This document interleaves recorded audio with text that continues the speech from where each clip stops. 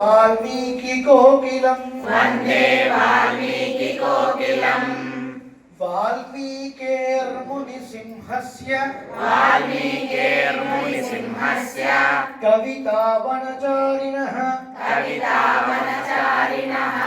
शृण्वन् रामकथानादं చూడండి మీరు కథానాదం చెప్పారు కథానాదం కోన యాతి పరాంగతిం కొంతమంది పరాంగతి అవసరం లేదు పక్కన గావడం పరాంగతి ఆ సున్నా నుంచే గా తీసుకోవాలి తర్వాత హనుమ శ్లోకం గోష్పదీకృత వారాసిం మసకీకృత రాక్షసం రామాయణ మహామాల రత్నం వందే నీలాత్మజం అందుకనే గురుముఖత నేర్చుకోవాలంటారు. అనిలాత్మజం చెప్పాడు దాసుడు చెప్పలేదు, మీరు చెప్తున్నారు. ఎందుకు చెప్తున్నారు? చెప్పకూడదు, రహస్యం వినండి. వందే తర్వాత ఒక సింబల్ ఉంది, ఉందా? దాన్ని అకార ప్రశ్లేష అంటారు. ఛందస్సు భంగం కాకుండా పెడతారు. కలిపి చదివినప్పుడు వందే నీలాత్మజం అని చెప్పాలి. ఈ సింబల్ ఉన్న ముందు సయాతి బ్రహ్మణస్థానం బ్రహ్మణా పూజ్యతే సదా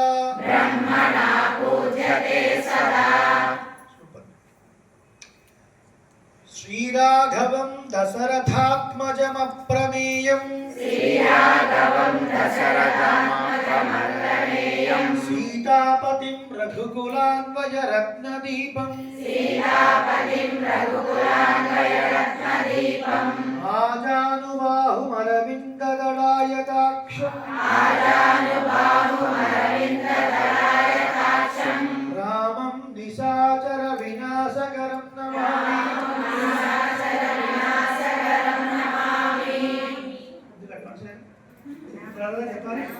రామం నిశాచర వినాశకరం నమామి.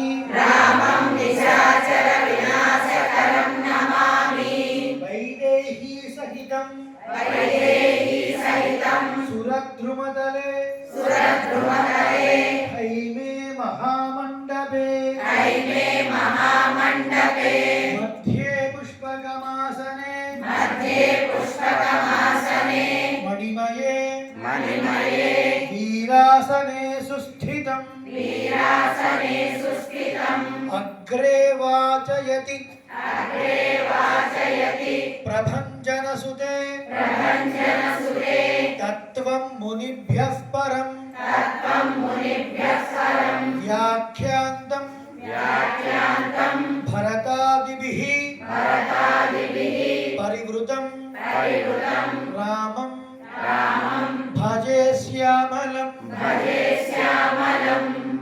ధర్మాత్మా సత్యసంధశ్చ రామో దాశరథిర్యది పౌరుషే చ ప్రతిద్వంద్వః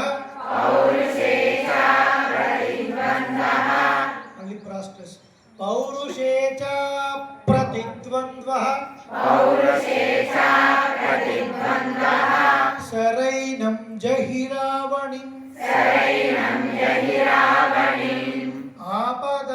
ఆపదామపహర్తారం దాతారం సర్వసంపదాం లోకాభిరామం శ్రీరామం భూయో భూయో నమామ్యహం. ముఖ్యమైన ప్రార్థనా శ్లోకాలు సేవించాం. దీని అర్థాన్ని మనం సెకండ్ హాఫ్ లో చెప్పుకుంటాం. ఇప్పుడు మొట్టమొదటి శ్లోకం నాకు నావత్ చెప్పకూడదు, అస్మద్ గురుభ్యో నమః చెప్పకూడదు. अस्मद्गुरुभ्यो नमः। అస్మద్గురుభ్యో నమః. హరి ఓం. హరి ఓం. మొట్టమొదటి శ్లోకం ముందు పద విభజన చెప్తాడు దాసుడు, చెప్పొద్దు మీరు, చెప్పండి అన్నప్పుడే ప్రారంభం చేయండి. తపః ప్లస్ స్వాధ్యాయ నిరతం తపస్వి వాగ్విదాం వరం నారదం పరిపప్రచ్ఛ వాల్మీకి ప్లస్ మునిపుంగవం ఈజ్ ఈక్వల్ టు వాల్మీకర్ మునిపుంగవం. తపః ప్లస్ స్వాధ్యాయ చెప్పినప్పుడు సా కింద సావత్తు రావాలి, సా కింద వావత్తు వినపడాలి.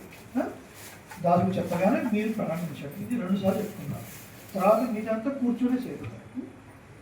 తపస్వాధ్యాయ నిరతం తపస్వీ వాగ్విదాంబరం నారదం పరిపప్రచ్ఛ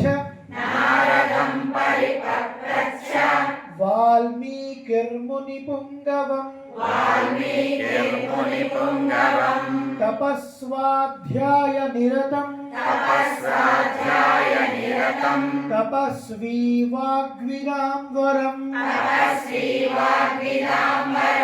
నారదం పరిపప్రచ్ఛ వాల్మీకిర్మునిపుంగవం. సరే, మనసులో అందరూ వాల్మీకి మహర్షిని, నారద మహర్షిని, స్వామి హనుమ, సీతాదేవి, రామచంద్ర స్వామి పరివారం అందరినీ ఒక్కసారి మనస్ఫూర్తిగా ధ్యానించుకోండి. ఈరోజు రేపు 2 రోజులు మీరు చీమగుర్తిలో ఉన్నారని అనుకోకండి. అందరం బిట్టూర్ వాల్మీకి మహర్షి ఆశ్రమంలో ఉన్నాము అని భావన చేయండి. అక్కడే ఉద్భవించింది శ్రీరామాయణం. మనందరం గురుకులంలో ఉన్నాం.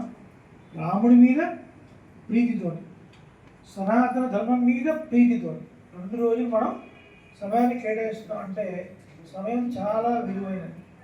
ఎవరి సమయము వృధాగా పోకూడదు. దాసుడైనా మీరైనా ఒక విషయం మీరు నేర్చుకోవాలని మీకు కోరిక ఉంటే దానికి 10 కోరిక దాచుకుంటుంది మీకు చెప్పాలి అని. తిరుమంత్రాన్ని సేవించిన వాళ్ళకి తెలుసు. మీరు ఒక ప్రశ్న అడిగితే 10 సమాధానం ఇస్తాడు దాసుడు. మీకు విధి ఓపిక ఉండాలి, శ్రద్ధగా విందాం. తెలుసో తెలియకో ఎవరో చెప్పిన మాటని విని మనం ఫాలో అవుదామని ఒక సంకల్పం తీసుకున్నారు. శ్రీమతి శ్రీమాన్ రమాదేవి బద్రీనారాయణ గారి దంపతులు, వాళ్ళ కుమారుడు చక్కటి కార్యక్రమం ఏర్పాటు చేశారు. ముందుగా వాళ్ళందరికీ మనం మంగళాశాసనాలు కృతజ్ఞతలు తెలియజేసుకుంటూ, ఎందుకంటే అలాంటి వాళ్ళు ముందు రాకపోతే ఇంతమంది కలిసి రావడం కాదు, మీరు కలుస్తూ వచ్చే రోజు. కానీ ఒక ప్రాజెక్ట్ లాగా, ఒక యజ్ఞం లాగా, ఇది కూడా ఒక యజ్ఞమే అండి. యజ్ఞం అంటే సమిధలు, నెయ్యి, అగ్ని, జ్ఞాన యజ్ఞం. గుర్తుపెట్టుకోండి, యజ దేవ పూజాయాం అని ధాతువు. యజ దేవ పూజాయాం. యజ అనే ధాతువు నుంచి యజ్ఞం వచ్చింది. అంటే భగవంతుని ఆరాధించుట అని అర్థం. శ్రీరామాయణం సేవిస్తే ఫలితం అంటే రేపటి రోజు మీరు వింటారు. దేవతలు, పితృదేవతలు ప్రతి ఒక్కరూ ఆనందిస్తారు అనమాట. ఇది యజ్ఞం, ఇది రామాయణ యజ్ఞం, ఇది జ్ఞాన యజ్ఞం. అలా భావించండి. దయచేసి కూర్చోండి. శ్రీమన్నారాయణ గోవింద, శ్రీమన్నారాయణ గోవింద, హరినారాయణ గోవింద, హరినారాయణ గోవింద, భజనారాయణ గోవింద, భజనారాయణ గోవింద, హరినారాయణ భజనారాయణ, హరినారాయణ భజనారాయణ, శ్రీమన్నారాయణ గోవింద, శ్రీమన్నారాయణ గోవింద, శ్రీ లక్ష్మీనారాయణ గోవింద, లక్ష్మీనారాయణ గోవింద, శ్రీ బద్రీనారాయణ గోవింద, హరినారాయణ గోవింద. సౌశీల్యం ఎక్కడ కనపడుతుంది?